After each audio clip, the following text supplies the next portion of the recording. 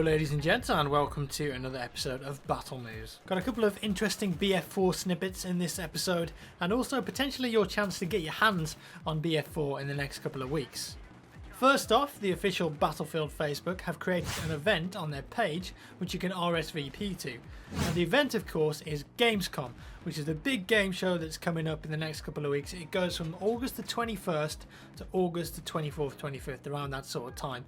It's open to the public, you can buy tickets. Anyways, if you're there and you want to check out BF4, then you might actually have a chance. All you got to do is RSVP to the event, and at the show, from what I can tell, they're going to have 64 PCs, maybe even more, and they're going to be live streaming the gameplay just the same as they did with E3. And this is going to be open to members of the public, so if you're just a guy or a girl that's decided, you know what, I want to go and check out Gamescom, you'll be able to just slip onto one of the PCs and play some BF4.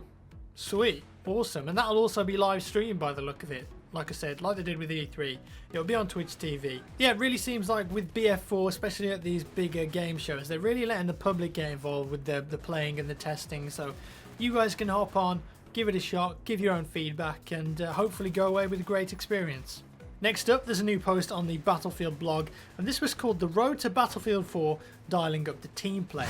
Now, in this post on the blog, there's quite a bit of text and information, but some juicy details in there, so I've just sort of compressed it down and I'm going to give you the scoop.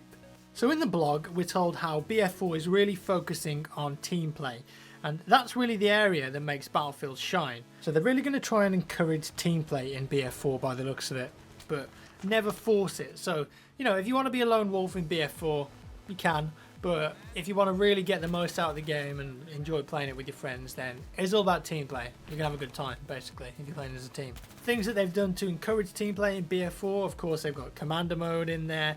They've got these new squad perks, or generally perks in the game, called field upgrades. Of course, a new range of gadgets specifically designed to expand cooperation in the field when you're playing the game as well. So basically, they've drastically expanded the tools in which you can use to help out your team, and also the benefits of efficient team play.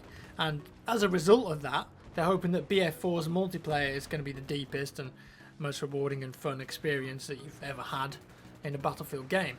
Some other stuff in there that we already know, the 4 classes from BF3 are going to return: Engineer, Recon, Support and Assault. So they're keeping the core kits intact, whilst at the same time trying to increase the ability for players to more strongly specialise their combat role, while also increasing flexibility and catering to different playstyles. Basically, I think they're trying to hammer home the focus of a distinct flavour in different kits and building more meaningful interactions between them. The post then goes on to say that only a fraction of BF3 players have tried all the available gadgets or vehicles in multiplayer.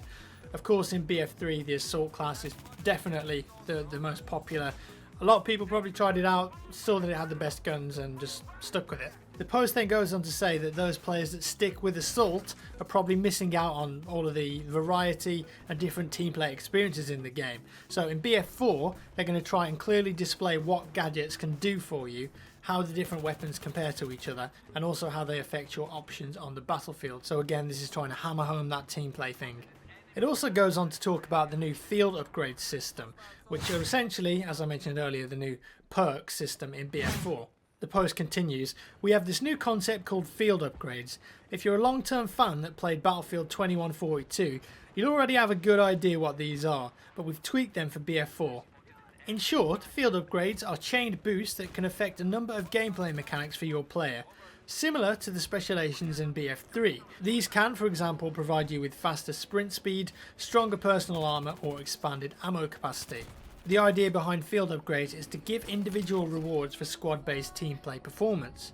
You can earn them through squad scoring, such as squad healing, completing objectives with your squad members, squad resupplies, squad repairs, and other squad actions like squad back rubs or squad massages. Instead of one single specialization like in BF3, you can now pick from different upgrade paths, each containing 4 specializations. Keep the squad alive and you'll move through the accumulative upgrade path, but watch out, if your entire squad is eliminated, you will lose some of your progress."